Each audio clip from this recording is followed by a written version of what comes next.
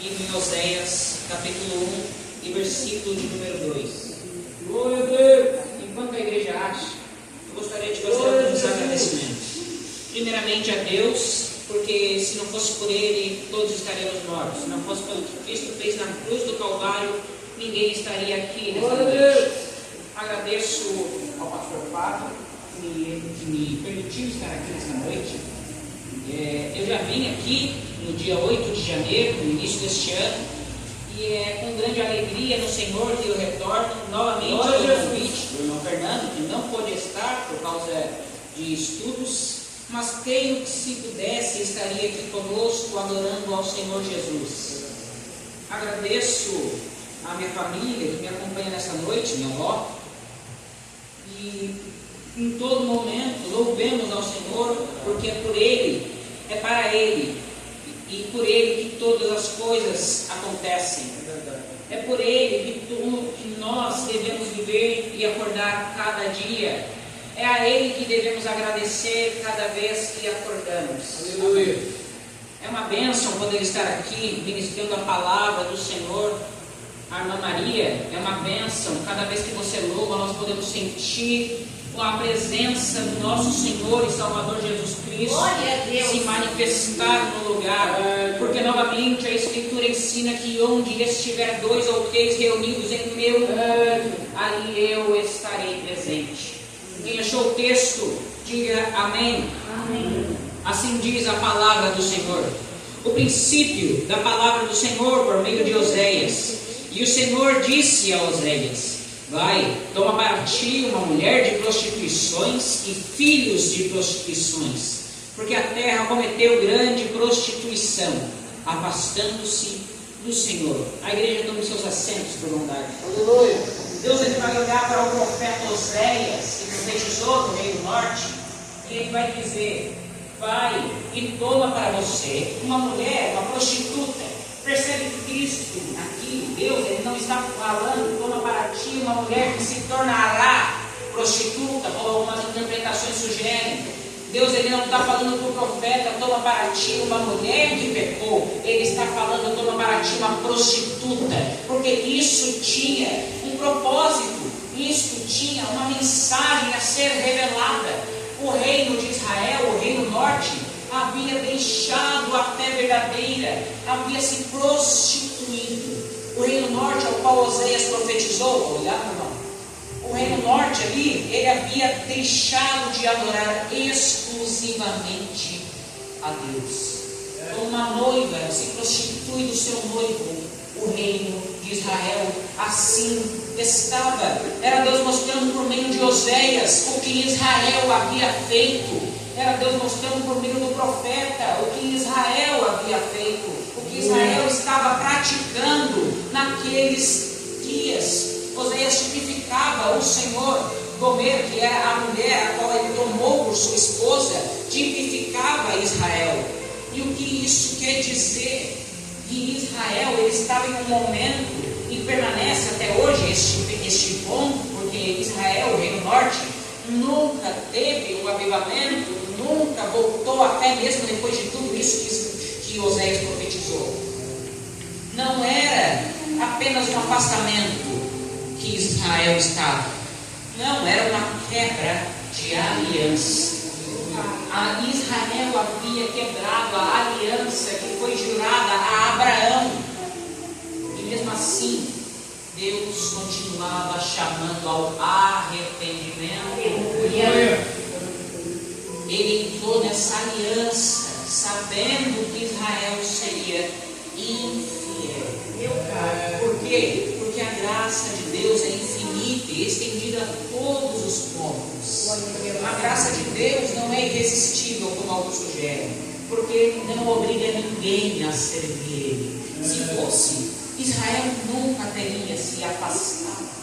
Vamos dar uma olhada aqui no capítulo 2, versículo 8. Portanto, ela não sabia que eu lhe dei o grão, e o vinho, e o azeite, e que lhe multipliquei a prata e o ouro que eles prepararam para Baal. Israel nunca abandonou Deus de verdade. Eles apenas adicionaram mais alguém. Israel nunca abandonou, principalmente neste ponto, O maior pecado de Israel não foi desacreditar de Deus, foi colocar Baal também. Eles adoravam ao Deus vivo, que abriu o mar vermelho, mas também queriam adorar a Baal. Meu pai. Eles adoravam ao Deus vivo, que fez maná cair do céu no deserto. E também adoravam a Baal. Por quê? Porque eles queriam o que Deus dava, mas não queriam o que Ele exigia. O livro inteiro gira em torno disso. Um Deus fiel, casado com um povo infiel. Mas, amados, será que esse texto que nós lemos, será que esse contexto que eu expliquei fica só para aquela parte? Fica só naquele passado, naquele momento?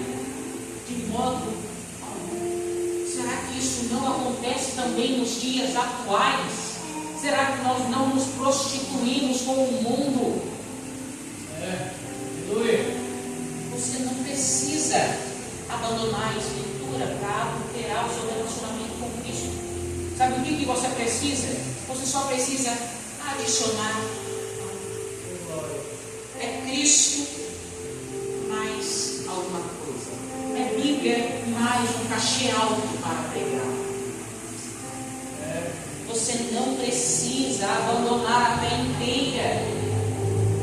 Você só precisa deixar alguma coisa e trocar por adicionando este algo. Será que não temos traído a Deus? Será que não temos traído Jesus Cristo com as nossas ações? E quando eu digo nossas, eu também me incluo nisso. Porque a palavra primeiro passa pelo pregador para depois passar para a igreja. O adultério espiritual nem sempre vai ser abandonar a fé, vai ser misturar. Meu pai. E o nosso Deus não aceita uma fé misturada. O nosso Deus não aceita. Muitos pegam o texto de João capítulo 4, versículo 24, porque Deus é Espírito e importa que os que o adoram, o adorem em Espírito e em verdade. Pegam esse texto, que é uma das maiores verdades da Escritura, e distorcem. Distorcem para dizer que Deus aceita qualquer adoração. Mentira! Deus não aceita qualquer adoração. Deus não aceita uma adoração que não é como Ele quer. Olha para Levítico capítulo 10, Nadab e Abiú ofereceram fogo estranho diante do altar do Senhor. Aleluia. Imediatamente após isso, saiu fogo e os consumiu. Deus não aceita adoração que não vem do amor. Olha para Gênesis capítulo de número 4, Caim e Abel. Abel ofereceu tudo que tinha, ofereceu o seu melhor. Deus amou a sua oferta. Caim ofereceu o que queria. Deus odiou a sua oferta. Deus não aceita qualquer adoração. Deus não aceita qualquer oferta. Ele só aceita aquilo que é conforme a sua vontade. Glória! Eu sou o Senhor, este é o meu nome. A minha glória, pois, não darei a outros, nem o meu louvor à imagem de escultura. Isaías capítulo 42, versículo de número 8. Deus não está disposto a dividir a glória dele com ninguém. Deus não está disposto a dividir o trono dele com ninguém. Só Ele é adorado. Só Ele é Deus. Não era só o povo de Israel que adulterava. Nós também. Deus não quer ser a sua prioridade, não. Quem diz isso é mentiroso. Deus quer ser o único na sua vida. Aleluia! Deus não quer ser só a prioridade, porque isso inclui que é Ele mais alguém. Ele quer ser o único, Ele quer ser exclusivo na tua vida. Não sou eu que estou dizendo, é Jesus Cristo. Lucas capítulo 14, versículo 26. Se alguém vem a mim e não me ama mais do que a seu pai e sua mãe, a sua esposa e seus filhos e suas filhas, não pode ser meu discípulo. Deus exige ser o único. Deus exige ser o único no altar do teu coração. Ele não está disposto a te dividir com ninguém. Deus é o único que merece um altar. Deus é o único que merece o nosso louvor. É o único Deus verdadeiro sobre todos os povos. Aleluia! Glória a Jesus! Mas o que nós diremos então? Deus ele quer ser o único somente no templo? De modo algum. Não fazem também isto os pagãos? Não fazem também isto aqueles que odeiam o nosso Deus? Não fazia também isto Israel nos tempos do profeta? Deus não quer ser o único somente no templo. Ele quer ser o único em toda a nossa vida, em toda a nossa maneira de viver. E tem gente que é crente só das 7h30 até as 9. Tem gente que é crente só enquanto essa porta ali está aberta. Tem gente que é crente só enquanto a luz aqui está acesa. O culto não é só das 7h30 até as 9. O culto é toda a vida do cristão. Porque um culto verdadeiro é entrega. E Deus exige que entreguemos todo o nosso ser a Ele. Aleluia! Obrigado. Deus não aceita dividir ninguém com prazeres da carne. Deus não aceita dividir ninguém com um namorado, com namorada. Aleluia! Quer ser crente? Então você vai ter que largar muitas coisas. Vai ter que largar aquela rodinha de amigos que só fala de sexo. Vai ter que largar aquela rodinha de amigos que só fala de crimes, que só fala de drogas. Quer ser crente? Vai ter que largar aquele vestido colado. Vai ter que parar de usar biquíni na praia. Deus exige todo o nosso ser. Deus exige todo o nosso ser, toda a nossa adoração. Ele não aceita uma fé misturada. Quando nós tratamos Ele como prioridade, quando nós não tratamos Ele como prioridade, perdão, nós tendemos a colocar Ele mais alguém. Nós tendemos a colocar Ele com mais alguém. Porque o ser humano é caído, o ser humano é falho, todo o ser, toda a nossa alma é falha. João Calvino costumava dizer que o coração do homem é uma máquina